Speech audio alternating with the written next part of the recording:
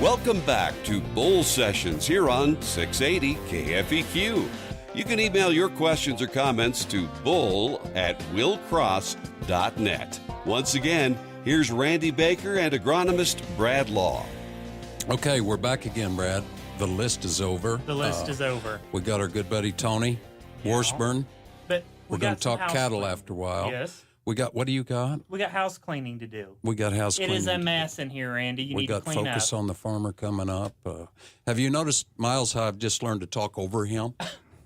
I have noticed that. Is it good? Is that acceptable? Everybody at home, when we have such a high budget here for the show, we have 2 mics for the show, and we have 3 of us over here on this side, and I'm having to share with Randy. So if you would like to send your sympathy cards to me, that's bull@willcross.net, and show your sympathy for me having to share a microphone with Randy while we're having a guest in studio. You're just lucky. You got to pay me extra for the third mic. Oh, okay. Miles gets extra. See what you're doing? Miles always gets his Our own mic. bill is going to get higher. What if somebody wanted to call and give you sympathy? They could call us at the office at 660-535-444.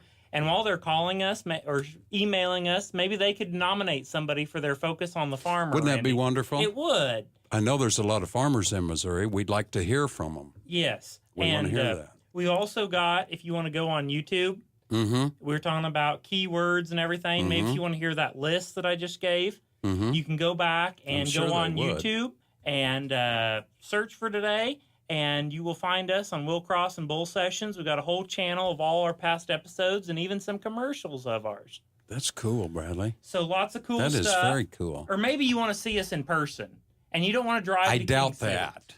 Maybe they don't want to drive to King City. Okay. January 27th and 28th is the St. Joe Farm Show. Right. Okay. I'm going to be talking about resistant weeds. I had a seminar session. Is there resistant weeds in Missouri? Just a few. Okay, and I you're think going to most talk of them about are on your farm.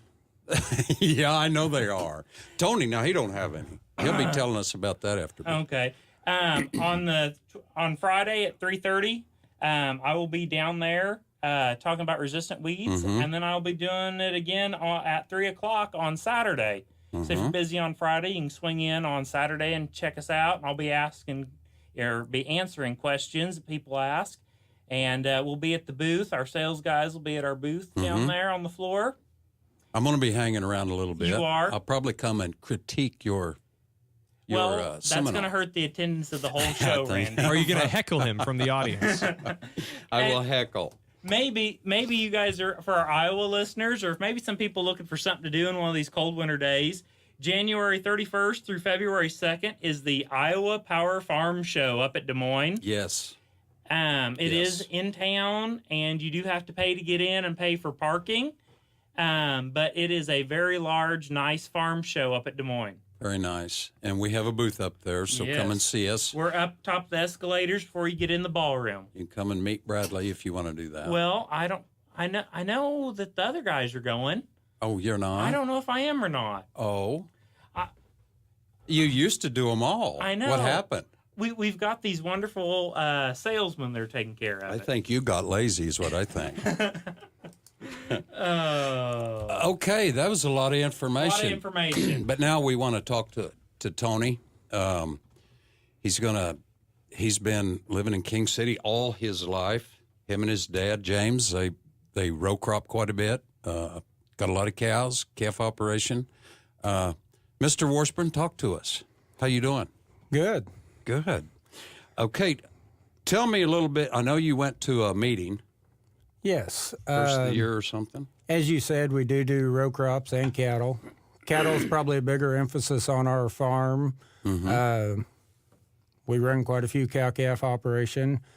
And I attended the Missouri Cattlemen's annual convention the first weekend in January down at Cantera. That's fun. And talking about trade shows and stuff, we had about 92 booths down there in our trade show. Wow. Had around 640 people from across the state that attended that. On Saturday night was our big banquet and everything. And one of the neat things that night was we was able to give out $25,000 scholarships to students. That is awesome. We love that. So that is a big deal, Really? Given to the next generation. So You bet. We got to have them. yeah.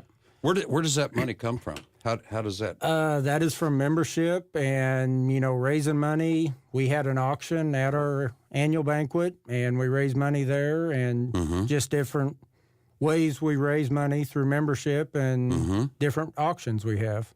Maybe that's something we need to get involved in, Bradley.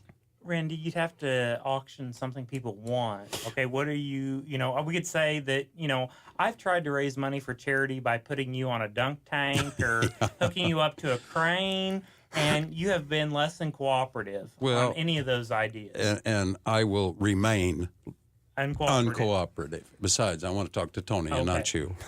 Okay, Tony, tell me something else. I understand you got a promotion. Yes, down there we elect our new officers for the coming year. Uh-huh. And for the next 2 years, I will be the regional VP for this area. Congratulations. And the regions for the state cattlemen is broke up across the state, and my region would basically be north of 36 and west of 65. So basically northwest Missouri here. To the Iowa line, to the Missouri River. You've got that quadrant or whatever. That's a big territory. Yes. Currently, we've got 4 chapters. I mean, you can belong to the Missouri Cattlemen's, but then we have affiliates, which are your county associations. Currently, we have 4 county affiliations that are up and going. We've got Gentry County, Nottoway County, Andrew County, and then I-35, which is kind of in the Cameron area. So we're always looking for new counties that are wanting to start an affiliate organization. You bet. That's kind of my job the next few years, see if there's other counties out there wanting to start an affiliate organization and be part of the Missouri Cattlemen's. Sure. The Missouri Cattlemen's works for us across the state and also hires lobbyists to work for us on our behalf in Jefferson City. The last year, we had several big victories in the legislature in the state. Before, on our disaster, if you think back when we got our disaster payment from, I believe it was 2012, on the cattle, you actually received the money in 2014. No other disaster payments are taxed on your income through the state. Okay. But on cattle, it was.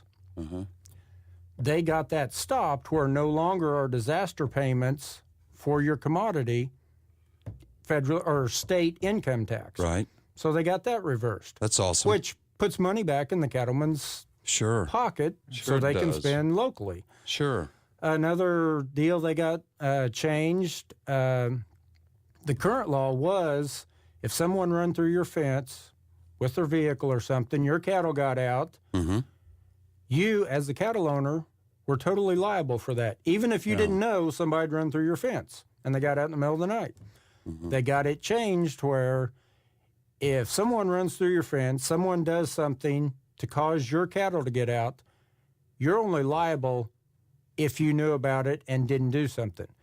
If they are the ones that caused the cattle to get out, they are the ones liable, so they're responsible for the damage the cattle do. Okay, well, that's the fair thing to do. Correct. If you're in the middle of the night in bed and somebody runs through the fence, and you don't know about it, so they got that changed where it's strict liability. That is a good thing. Whoever causes the problem is the one liable. Okay. That makes sense. It does. It does. I mean, we all want to take care of our cattle. We don't want them to cause damage somewhere else. But if it's something beyond our control, we shouldn't be liable. For it. No. You said that makes sense. Maybe our government's going to start making a little sense. Let's hope and pray. We can always hope. One other thing they got changed was the privacy deal. And, we all sign up for programs and everything, And that's information is out there. They got it changed. If we're involved in government programs, we sign, or, we do these surveys and stuff. Our information is kept private. They cannot share that with other organizations. It's the way it should be. That makes sense again. A good thing. It is a good thing. And then the other thing that and those three actually were passed in the House, Senate, were vetoed by the governor. So we had to turn around and go back in a veto override, and was able to veto override all three of those. Really?